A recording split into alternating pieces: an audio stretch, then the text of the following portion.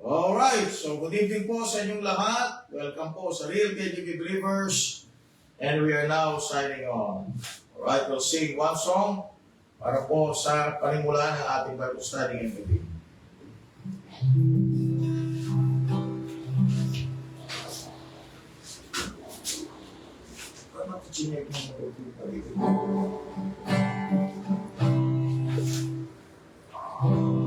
Sing them over again to me, wonderful words of God. Let me more of their beauty see, wonderful words of God. Words of life and beauty, teach me faith and beauty. Beautiful words, wonderful words of life. Beautiful words, wonderful words of life. Christ the blessed one gives to all, wonderful words of life. Sinner listen to the loving call, wonderful words of life. Also freely given, moving us to heaven. Beautiful words, wonderful words of life. Beautiful words, wonderful words of life. Sweetly echo the gospel call, wonderful words of life. Offer pardon and peace to all, wonderful words of life. Jesus, only Savior, sanctified forever. Beautiful words, wonderful words of life. Beautiful words, wonderful words of life.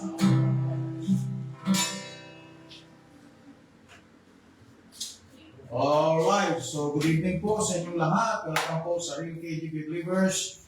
And we are now signing on. Alright, so our study tonight is about the biblical or the depth of biblical Christianity. So this is a history when the biblical Christianity died. O, kailan nagsimula na kung saan po ay nag-decline, okay, na nawala tayo doon sa line ng biblical Christianity. Alright? So yung pinag-usapan natin dyan, yung Christianity, yung what you call the body of Christ. So, kailan po nawala ito sa biblical line. Alright? So, of course, no? Hindi naman po totally nagkaroon ng total apostasy, kung saan po lahat po ay nasa wrong doctrine. So, meron pong talagang nag-stay sa truth. At titignan natin kung sino yung mga nag-stay sa truth.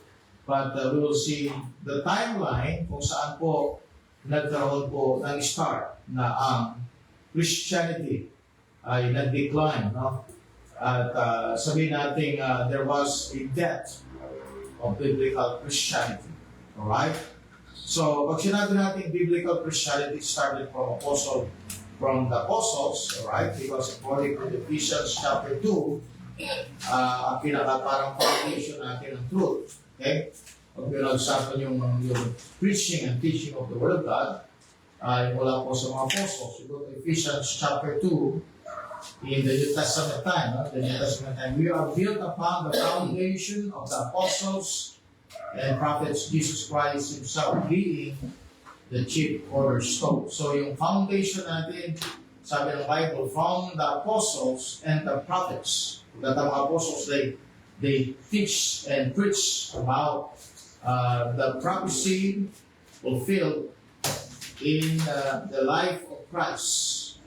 Amen.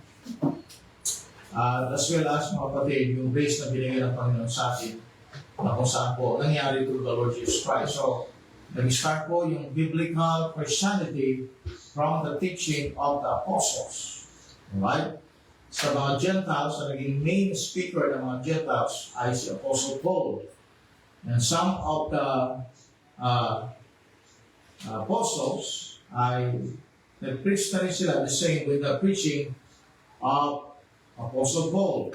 Alright? But they started way back in Matthew chapter 10, wherein they preach about the kingdom gospel. And eventually po, nagkaroon ng transition nung si Paul ay na-reveal sa kanya yung gospel of the grace of God, kung saan po in-adapt na rin yan sa Acts chapter 15 ng mga apostles. Alright? So kung makita natin yung start ng biblical Christianity started with the apostles.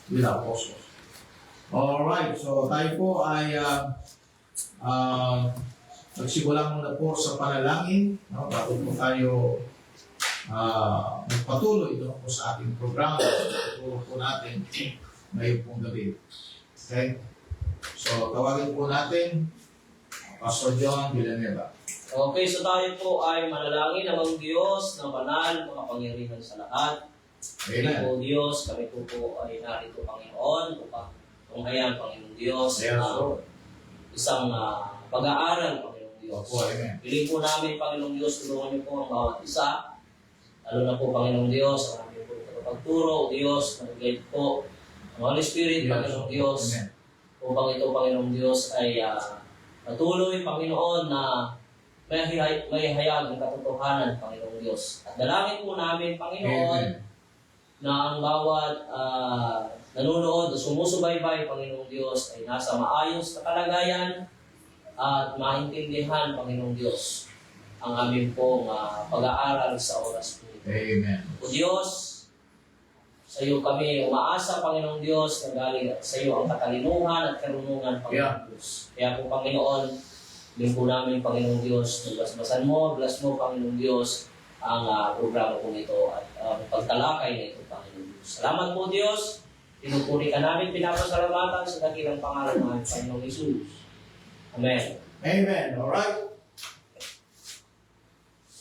Okay, so ulit muna po tayo para po sa ating timeline. Alright? So, start po tayo doon sa death of Christ. Yeah. Right. After the death of Christ, simula na po yung preaching ng the gospel of the grace of God. No? So, ang pinaka-foundation according to the Bible ay mga apostles. Right? So, dito nagsimula yung mga doctrines. Okay. So, ang particular area na kung saan po sila po ay sila po ay nag-increase ang number, okay, ay doon po sa Antioch. And check natin yung Bible natin, ano? Right? Antioch, Syria. Okay, so let's go to the book of Acts, chapter number 11, verse 26. Okay, so dito po, no? So ito ngayon yung pinaka-main center ng Christianity.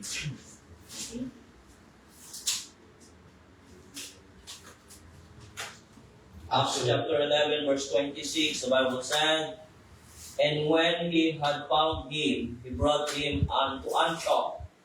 And came to pass that the whole year they assembled themselves with the church, and taught much people, and the disciples were called Christians first in Antioch." Right, so dito yung line, no? Yung line.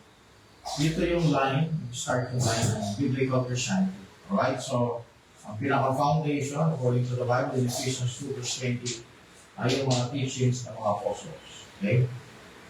Right. So from here, right, until our time, yun yung pinaka straight line.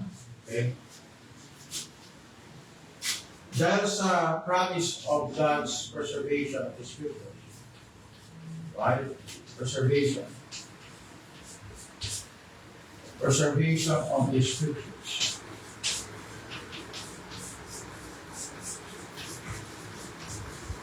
We have the assurance that up until this time, merong true Christianity. Ito yung biblical Christianity. Okay? Kasi may preservation. So, ibig sabihin po, yung truth, hindi na wala. No? And that is in the book of Psalms, chapter 12, verse 6 and 7. Promise ng Diyos.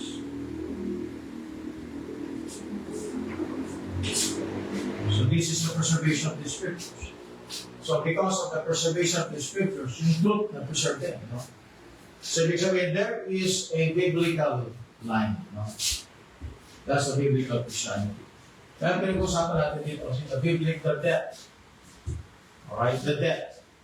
Sabihin po yung kamatayan, kaya nag-start yung kamatayan na yan. Na kung saan po, makita natin na very seldom na makita natin sa ating panahon yung kung Word of God at the same time teaching ng Bible. No?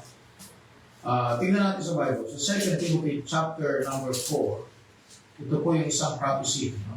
Binabanggit sa 2 Timothy chapter 4 concerning the truth. You go to 2 Timothy chapter 4. You go to verse number 2 up to verse number 4. Okay? 2 Timothy chapter 4, verse 2. For the Bible said, preach the word, be instant in season, out of season, reprove, rebuke, exhort with all long suffering and doctrine. For the time will come when they will not endure sound doctrine, but after their own lust shall they heap to themselves teachers having itching ears. And they shall turn away their ears from the truth, and shall be turned unto fables. Alright, thank you so much. Alright. Now, pag sinabi natin kung death of biblical Christianity, ito po yung major, no? Major, or sabihin natin, major population ng Christianity. We're not talking about the whole of the Christianity. So we're talking about the major population. We're going to see the major population. Paano po nagkaroon ng apostasy ang major population, yung majority, yung major population ng body of Christ. Okay, paano nangyari yun? No? Una, ang sabi ng Bible, right, ang apostasy starts with the Word. The Word of God. Word of God. Okay. So dito nag-start. Ibig sabihin, nagkaroon ng corruption. Corruption of the Word of God. Nagkaroon ng corruption ng Word of God. So yun po yung pinaka-reason kung bakit po nagkaroon ng death ang majority ng biblical Christianity. Yung Word of God. Pasin natin kung ano nangyari sa Word of God. Sabi ng Bible, doon po sa 2 Corinthians 2:17. 2 Corinthians 2:17. Pabalikan po natin yung mga nabasa natin ito. No? Okay? So, meron preservation of the Scriptures. Pangako ng Diyos yan. The Scripture will be preserved. Okay? But there is also a warning from the Word of God that there will be a corruption. Okay? And this corruption will come from within, right? Within. It's from the professing Christians.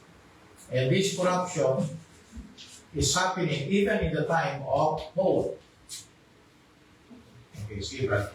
2 Corinthians chapter 2, verse 17. For we are not as many which corrupt the word of God, but as of sincerity, but as of God, and the sight of God speak we in Christ. Right.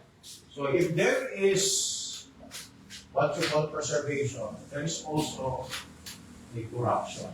No? A corruption of the word. So, hindi lang po preservation na nangyari.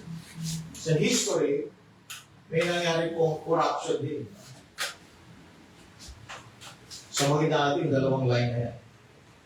At ang Christianity po, mga kapatid, ay nasa period ng 7 periods na kung saan po this is being pictured by the 7 churches in the book of Revelation chapter 2 to 3. No? Ang una sa churches na yan ay ang Ephesus. And then the last is Laodicea. Laodicea. Okay? Laodicea. That's the last.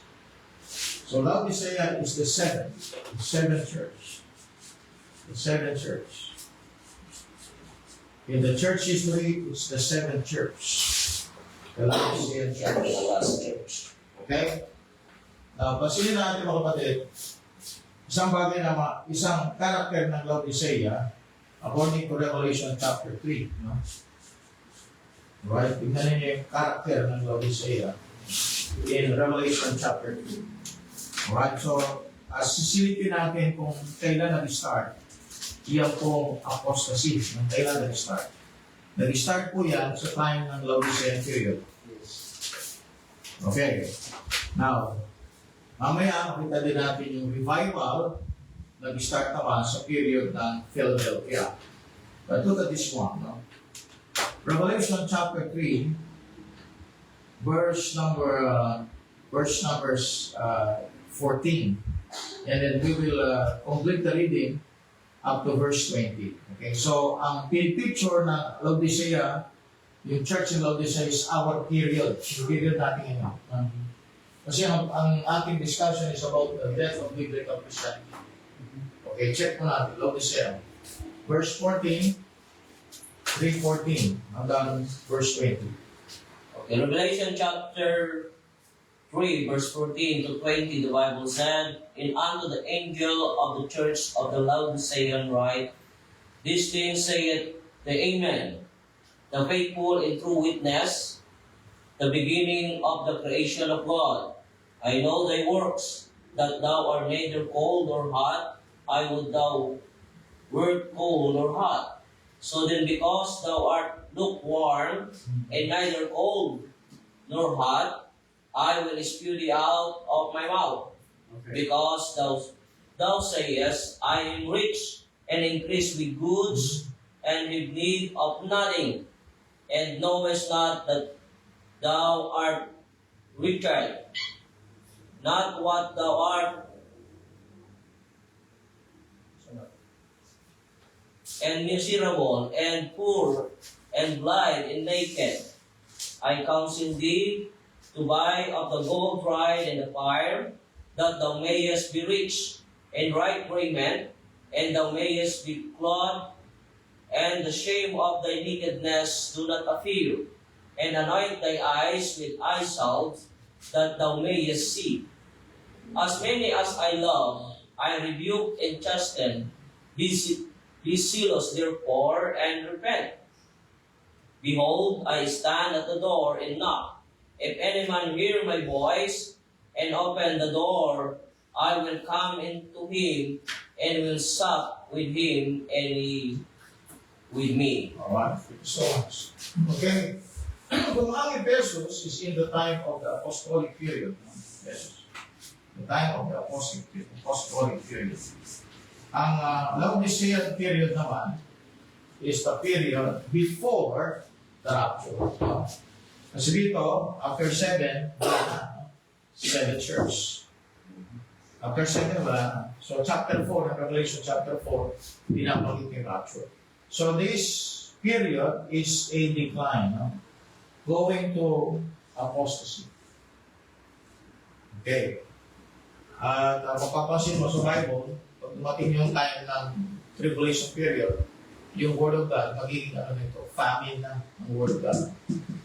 Okay, so makita ninyo na nagkaroon ng revival, okay? Nagkaroon ng revival, yun na-start dito ng Ephesus period, okay? Na-revive sa time ng Philadelphia period. Okay, Philadelphia period. Philadelphia. So this is the period, the sixth period, the sixth church. This is the church before the Laodicea. Well, this period naman, alright, is different from Laodicea because they kept the word. So basically, in Christianity, always, makita natin doon sa preservation of scriptures, they kept the word. Alright, they kept the word. So makita natin, yung biblical Christianity is always concerns on the preservation of the scriptures. While ang death ng biblical Christianity ay always nakakonect doon sa corruption ng Word of God. Okay? Yan. Alright? So dito, itong line na ito, hindi nawala ito. This line, hindi nawala ito. Yung preservation of the scriptures. Kasi nga promise ng Diyos yan. Ang Word of God will always be in every generation. Okay? Now, sa history, dalawa lamang po yung line ng scriptures. Dalawa lang po. No? One is the line of preservation and the line of corruption. Okay. Itong line of corruption, nagsimula ito since the time of Paul, according to 2 Corinthians 2:17. Meron na, no? Okay? And isa sa dapat natin makita, mga kapatid, na dahilan ng corruption ay sapagkat may mga tao sa panahon, okay, na kung saan po yung scriptures ay na-spread in different parts of the world. No? Sa panahon ng mga apostles. So the Word of God was spread in different parts of the world. Kaya may mga missionary doon si Paul. Okay? And one of the reasons kung bakit po nagkaroon ng corruption, it is because this corruption started way back in the time of in the time of Origen. Right? So, nasaan yun? Sa Alexandria, Egypt. So, may school sa Alexandria, Egypt.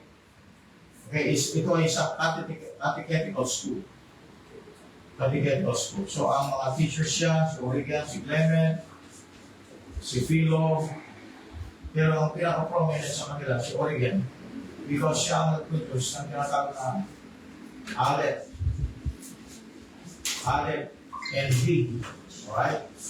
So, ang Aleph and B, ito yung Greek text na tinagurian Sinaiticus, Codex Sinaiticus, and Codex Vaticanus. Okay? Ito ay isang corrupt manuscript. It is full of omissions. So, galing saan yung scriptures? Ang ginamit ni Origen, ang pinurap niya, galing dyan dito sa Antioch. So there's a mission work. Spread the word of God na puntaan nila sa Alexandria. And because these people don't believe the perfection of the word of God, they don't believe in the divine inspiration of the scriptures, what they did is that they changed some of the wordings of the original manuscripts na napunta sa kanila. Okay? Kaya binabanggit po niya sa 2 Corinthians 2:17. So yung corruption ng Word of God, hindi po nagsimula sa ating panahon. Nagsimula na dito, sa time na ito, ng Ephesus period. Alright, 2 Corinthians chapter 2, verse 17. So this is around 100 AD. No? 100 AD. Maybe around 180 to 200 AD. Dito na nag-start. So from the start, simula pa lang mga kapatid, meron ng seed of falsehood. Alright? Meron ng seed of error. Wala sa simula pa lang ng time na ito, kapatid, meron ng corruption. Kaya yan ang naging dahilan kung bakit naging mabilis. Okay? Ang paglago ng Roman Catholic Church. Ang Roman Catholic Church, nagsimula siya sa period ng Pergamus period. So this is around 380 to 580. No? So this is 300 to 500 AD. Alright? And then nagsimula ng mga kapatid na tinatawag nilang Dark Ages in this time. Dark Ages. Dark Ages. So ito yung period ng Thyatira,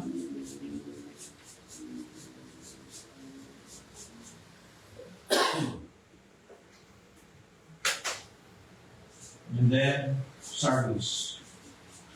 Okay, ito yung time ng Dark Ages. Itong period na ito. Bakit Dark Ages? Because there is no Word of God. Ang Word of God, okay, ay nasa ilan, few people that holds this. They're all Bible believers. No? They are persecuted. Ito yung line ng few line. No? Okay? So, ilan sa mga manuscripts na lumitaw sa panahon ng Dark Ages, yung tinatawag nila Latin Vulgate. Latin Vulgate. Ang Latin Vulgate actually isang Latin translation na kinuha ni Jerome dito sa line na ito. Dito nag-ugat lahat. Okay? Kaya lang ito ginamit ng Roman Catholic Church. So, naging powerful ang Roman Catholic Church at ang Bible na ginagamit noon ay ang Latin Vulgate. So, ngayon, dahil may promise ang Diyos ng preservation, God preserve His Word. No? At ang manuscript na makikita natin dyan, dahilan kung bakit po meron pa rin Word of God, sabi pa rin, because there are believers who kept this Word. No? Okay? May Word of God, tsaka merong mga nag-preserve ng Word of God. No? Kaya lumitaw mga kapatid, yung tinatawag nila majority text. Alright? Another term is Byzantine text. Byzantine text. Greek text po ito. Ano ito? Greek text po. Majority, Byzantine text, or ang tawag natin dyan ay traditional text. Alright, traditional text. This traditional text gave birth, okay, ito naging dahilan kung bakit nagkaroon ng sinatawag nilang, later on, tinawag nilang Textus Receptus. Okay? So, yan po yung majority ginagamit ng mga believers. At may ginagamit sa mga unbelievers. Itong Alexandrian text na ginamit ni Origen, Origen, at saka yung ginagamit ng Roman Catholic Church na Latin Vulgate. Okay? So, we have first the manuscript from Antioch, second, the manuscript from Alexandria, and third, we have the manuscript from the Roman Catholic Church. Ngayon, paano nagkaroon ng death? Sabihin, nag-end. Yung majority ng mga Christians, nag-end sila sa kanilang pagpapangaral ng salita ng Panginoon. Remember this, okay? Ito yung naging prominent, no? Prominent siya sa Christianity. Itong line na ito. Itong line na ito, yung Alexandria, Egypt, hindi ito naging prominent. Okay? Hindi siya naging prominent.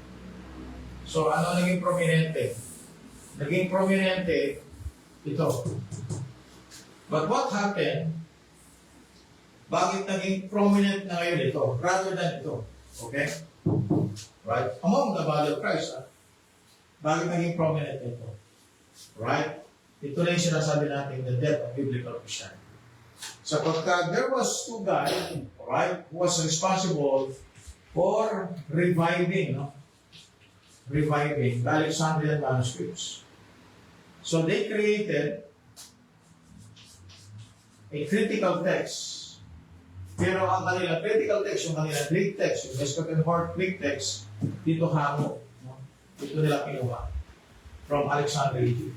So they now, alright, refuse the Western Court. Ito yung kanila tinanggap. Ito yung parang, ito yung naging source ng Western Court. So this happened in the time of 1881. Alright? Ito na. So ang naging Greek text, hindi lang Exodus. Ito na yung arrival niya. Yung text na ginawa ni Western Court. So we have now the two lines, no? But this line is the corrupt line. This is the corrupt line. Okay? This is the corrupt line. So itong dahilan kung bakit we have what we call the death of biblical Christianity. Kasi ang ginawa nila, they said na obsolete na yung King James Bible.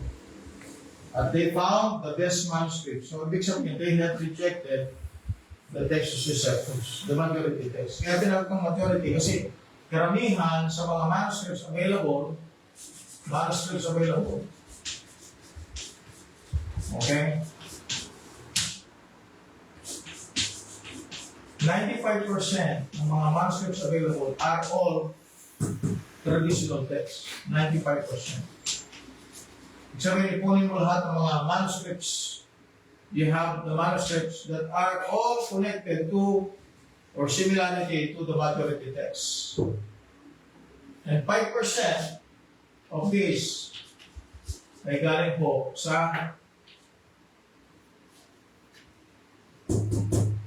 Alexandrian manuscript at saka sa Roman Catholic.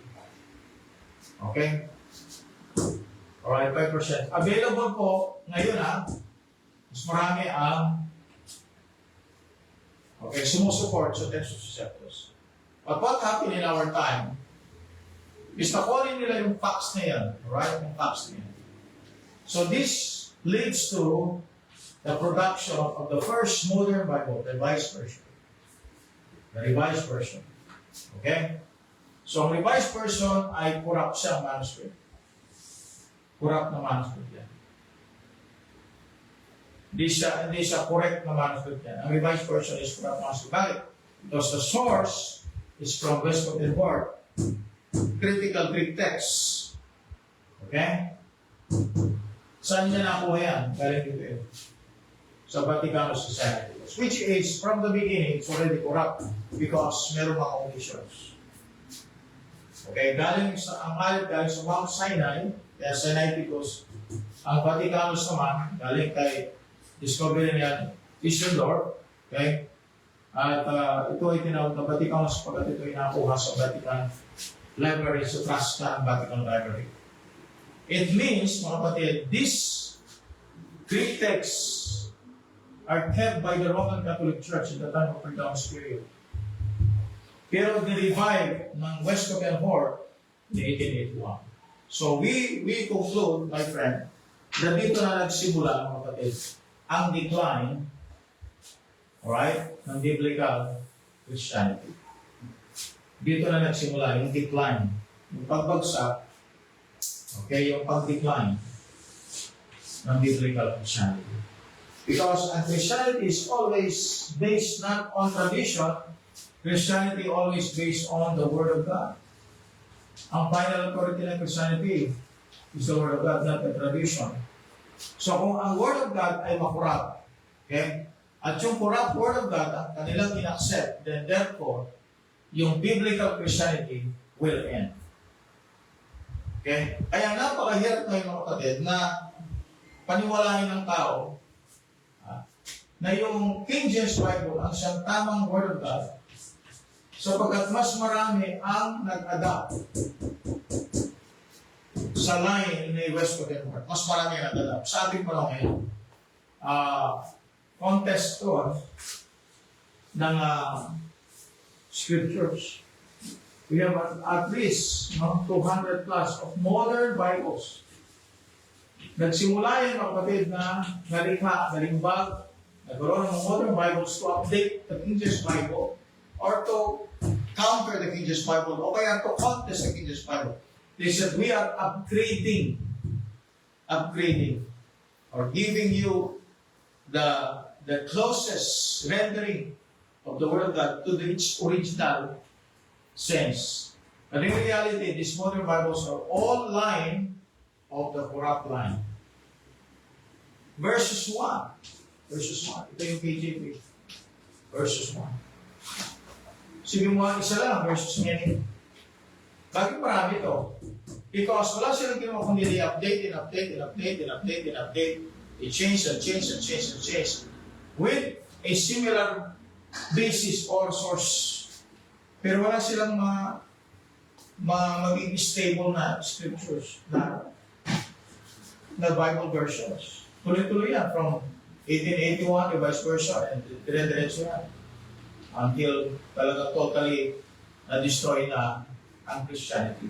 So this is the time wherein there was a death of biblical Christianity.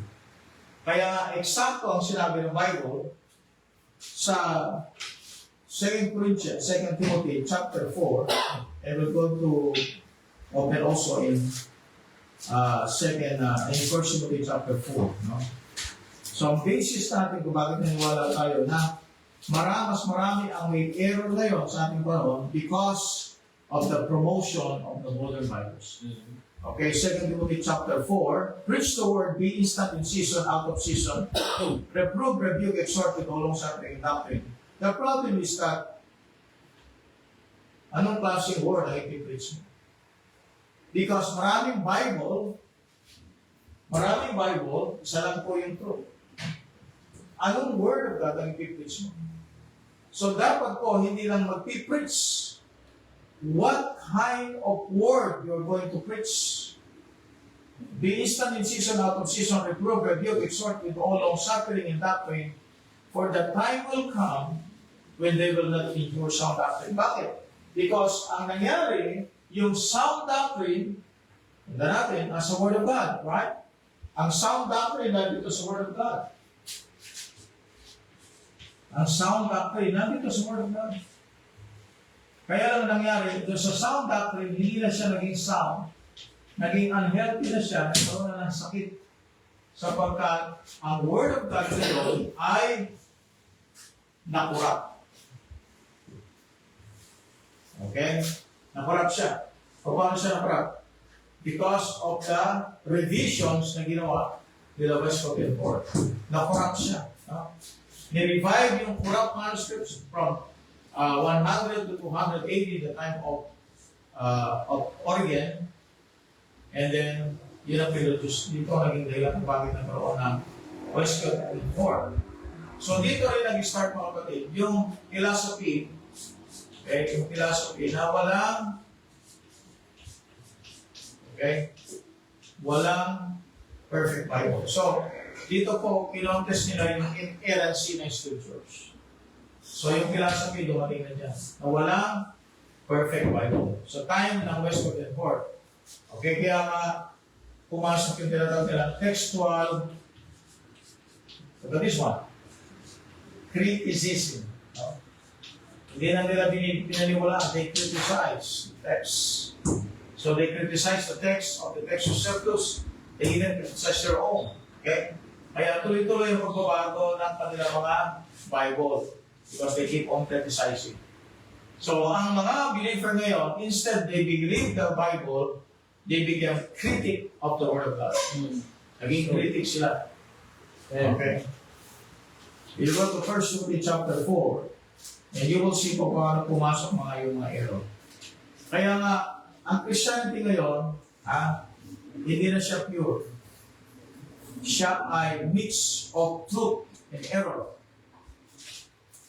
1 Timothy 4:1. Now the Spirit speaketh expressly that in the latter time some shall depart from the faith, giving heed to seducing spirits and doctrines of the devils. Paano nabuksan, ang mga doctrines of the devils? Nakapasok sa loob ng body of Christ. Paano nabuksan? The doctrines of the devils. Okay? Because of the corrupt manuscripts. Kasi maging si Westcott and Ford, kung pag-aaral natin yung belief nila, these people are all, two of them are worshiping Mary. So, ibig sabihin, they are not really an Englishman that are Protestants. They are Catholic. At alam natin ang pro-Catholic, dito nagsimula yung Pergamos period. Okay? Kung saan po, yan ang naging dahilan kung bakit po nagkaroon ng Roman Catholic Church. Kaya nagkurang din ang corruption, mga kapatid, yung professed Christian because of that religion. No? So this Wesleyan War, bumalik sila sa Roman Catholic Church. Because ang Roman Catholic Church, kumuha din siya ng manuscript galing dito. So ibig sabihin, si Wesleyan War, si Origen, si Jerome, okay, and all the people who follow them are all in the one line. They are in a corrupt line. Okay? Kaya nga po nagkaroon ng death ng biblical Christianity because of the entrance of this revised version. And the Greek text used by Wesleyan War. Marami pang Greek text that follow this. No? Si Tischendorf, gumawa din siya ng kanyang sariling Greek text. But these Greek texts are all corrupt. So makita natin yung downline, okay? Yung downline, no? Yung pagbagsak, no? Yung decline ng biblical Christianity, it is because of the scriptures. Kasi bakit? The scripture is the only one that will give direction. Kaya nga ang John law in Genesis chapter 3, if you're going to study the Word of God, okay, in Genesis 3, tignan po ninyo yung kanyang inatake. Before the fall of Adam and Eve, right? Ito yung ginawa ni Satan. Okay, Pastor John, pakibasa. Genesis 3 verse 1.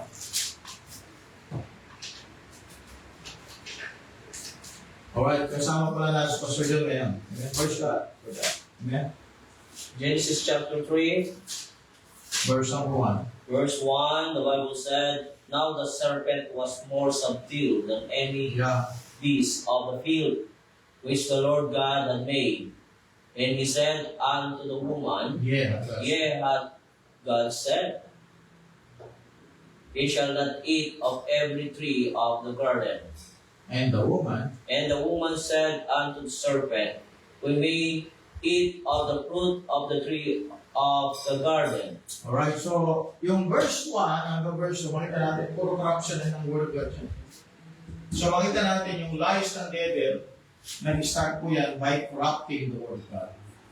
Yung ginawa ni Eve, okay, bago niya kainin yung tree of life, bago siya maging disobedient, ay siya po ay naging disobedient muna sa Word of God. See, it is very clear, my friend, ang simula kung bakit lumala ang sitwasyon ng Christianity at tamang-tama sa period ng Laodicean period kung saan po wala na yung Word of God sa mga churches. Kaya nga makita ninyo sa book of Amos, okay, sa time ng tribulation period, Amos chapter 8. Okay, basahin natin, Amos chapter 8. So you find Amos chapter 8 verse 12. Or Amos, no?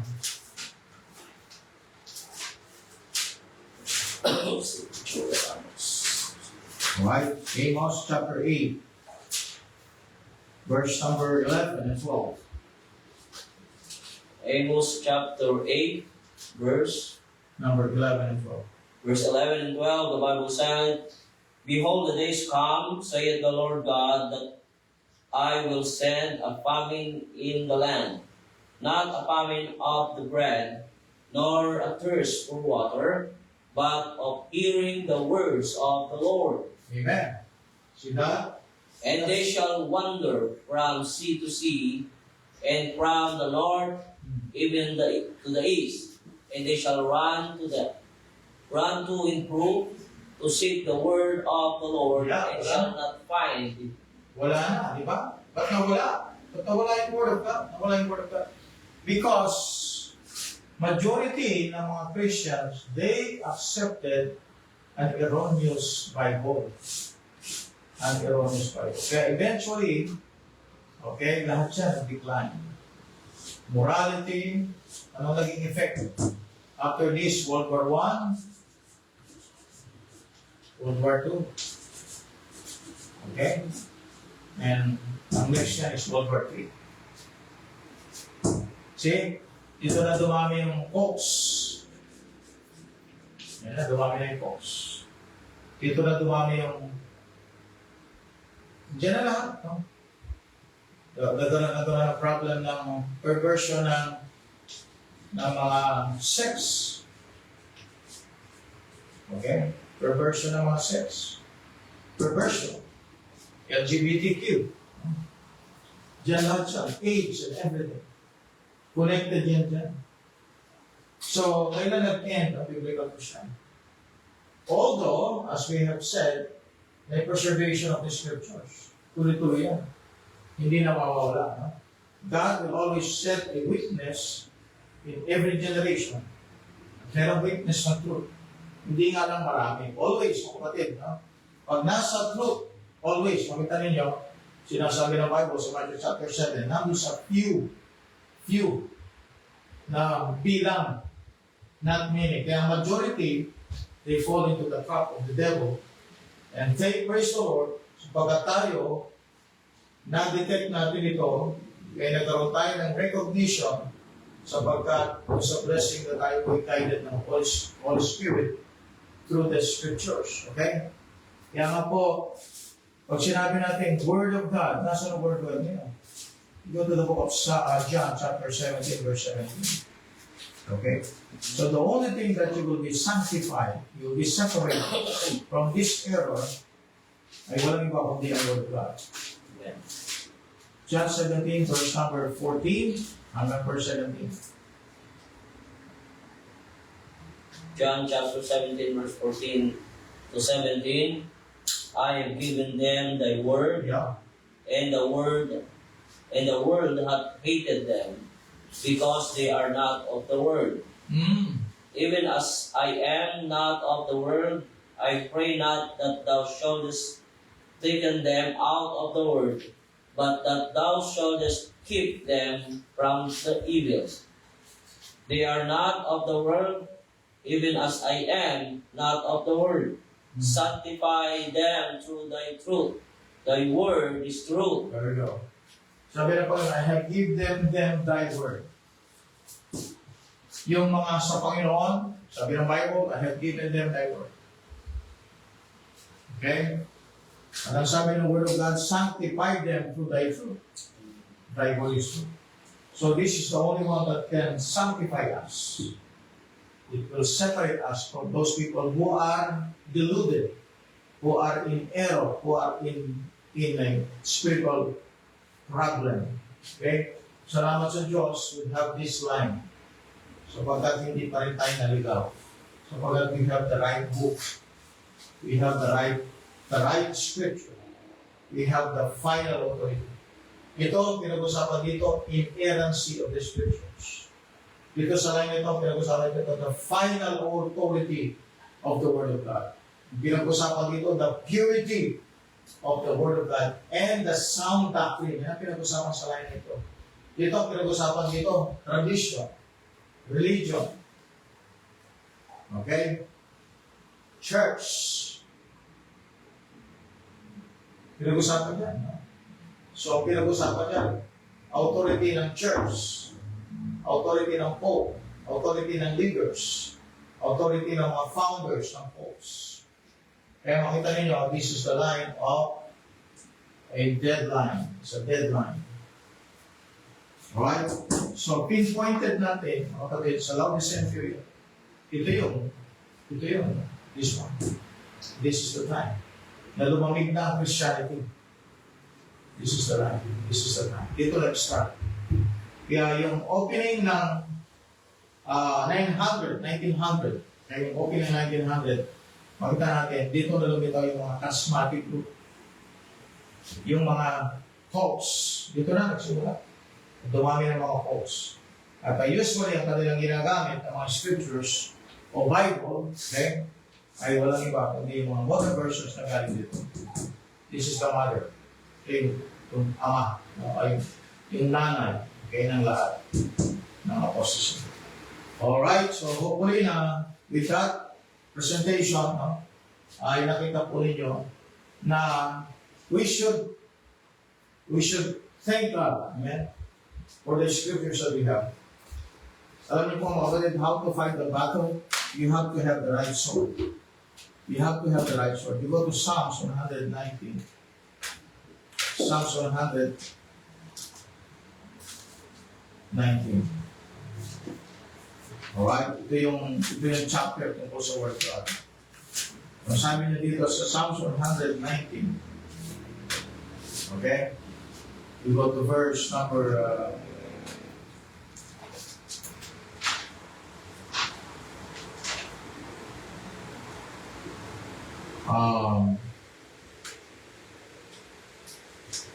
Psalms 119, you go to verse number 149. Okay, pakibasa na. Psalms 119, verse 149. Yeah. Hear my voice according unto thy loving kindness. Yeah. O Lord, quicken me according to thy judgment. Alright, in judgment, that's the word of God. In Psalms 149 verse 6, ito naman sinasabi ng Bible. Let the high praises of God be in their mouth and a two-edged sword in their hand. Do you have the two-edged sword? Yeah. To fight the battle. We are still in the battle. We're still fighting spiritual warfare. The tanong dito, what kind of weapon are you using? Do you have the sword of God?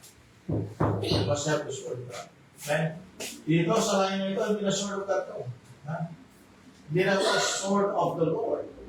Alam niyo kung anong sword ito? That's the sword of the devil.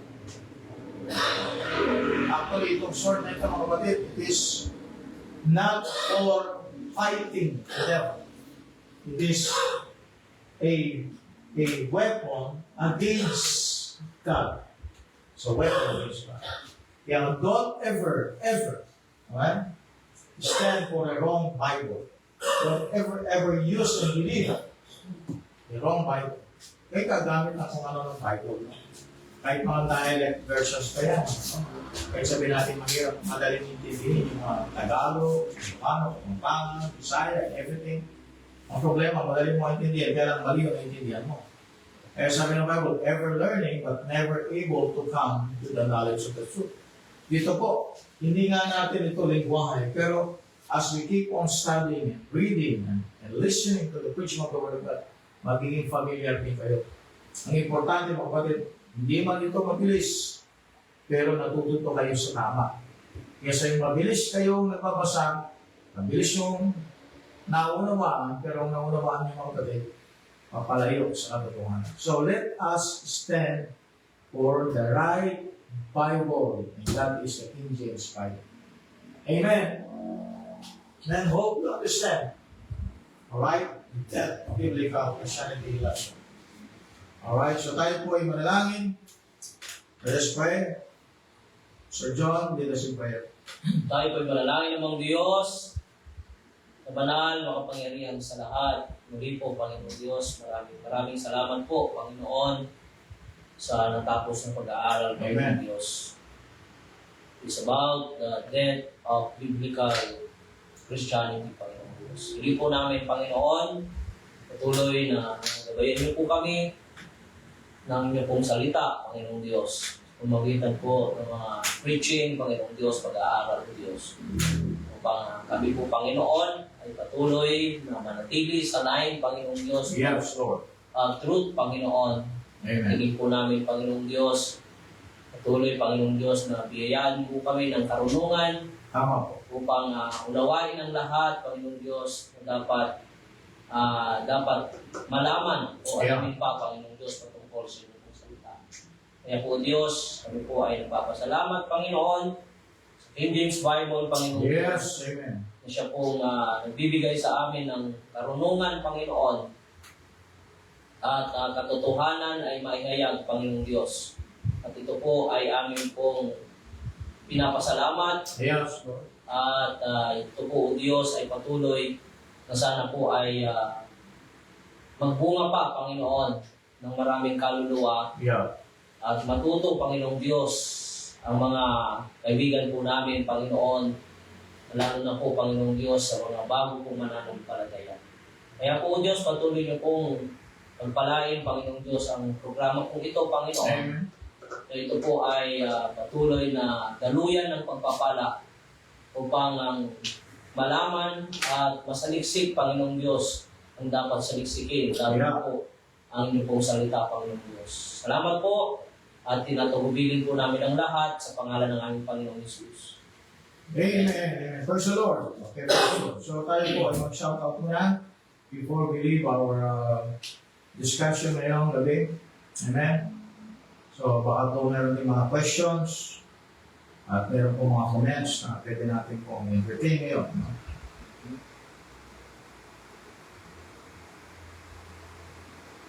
Okay. So, Arjen, ako ba yan? Mga followers natin. So, shout out. Ito. Okay, shout out to Sister Gemma Ermitanyo, Sibag, Grande Pacanya Panilag, Amen. Brother Ranel Clark Tavios, Pastor Elmer Ernilia, Brother Luis Antonio Sia, Sister Kyla, Sophia de los Reyes, Brother Magnum Mandal, Christian Paulo Atilia, si Carolina Tolentino Gregorio, si Maranatha Night Baptist Church, Pastor Labios, Yeah. and Stephen Ko. Stephen Ko. Yan, Stephen at din po si Ramon Candelaria. At ganoon din po, Pastor Pong Garantinao, Amen. Amen. Brother Chilibert, Pastor Hilario Valdez, and Denzel Nur. Ayan. Amen. Alright. So, meron pa ba? Kaya si Sister Nolan May, Francisco Valenia, Yan si Pastor Bert Santos. Amen. Sister Annalisa Bucad, God bless po. Okay, thank you po sa inyo pagsubaybay.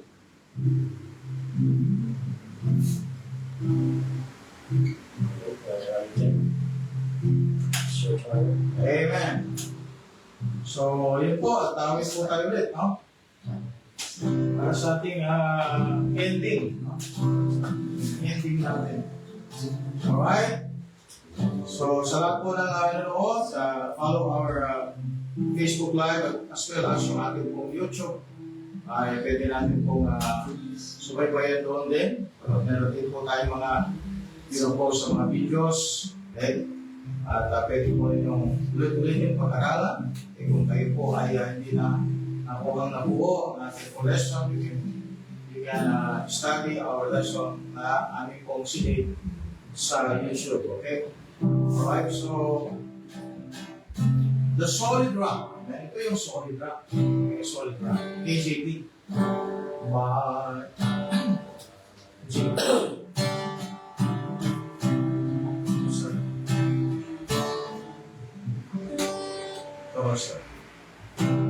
my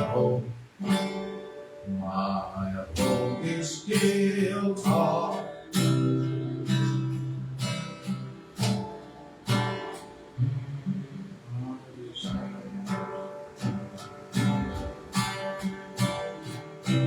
Ay, mahirapan tayo doon. Alright. Alright, subukan natin yung Send the Light, page 28. Mamaya kapag there is a call comes ringing on the restless way. Send the light, send the light. There are souls to rescue, there are souls to save.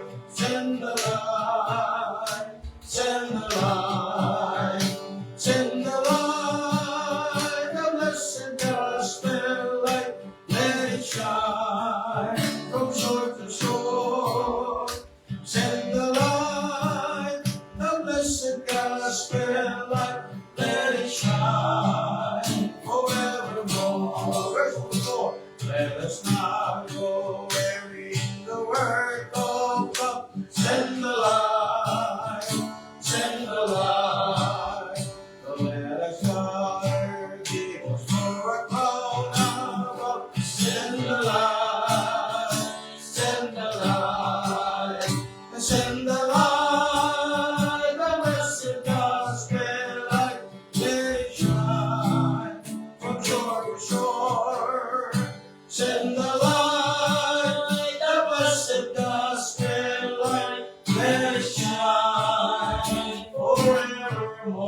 Amen. Praise the Lord. Okay, Arjen, closing word.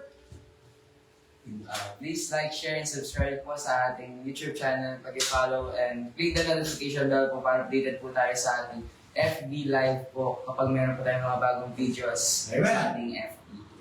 Again, good morning, good afternoon, and good evening. We are the believers now. Signing off. God bless you.